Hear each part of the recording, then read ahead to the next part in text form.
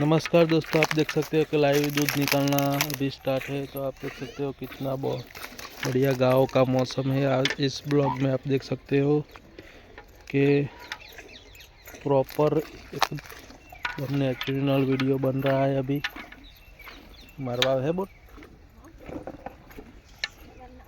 तो दोस्तों देख सकते हो कि यहाँ पे लाइव दूध निकालने जा रहा है। तो आपको ये वीडियो अच्छा लगे तो लाइक कमेंट एंड शेयर कर देना।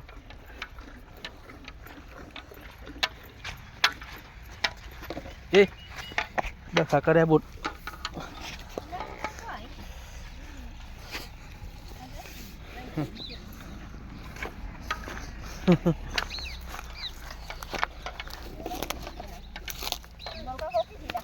हाँ,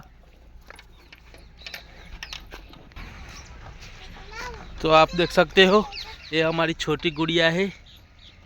हेलो दोस्तों बोल जे।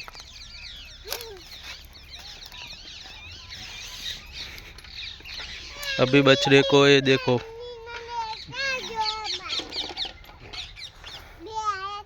यहाँ पे आप देख सकते हो बछड़े को यहाँ पे लात मार रही है भैंस।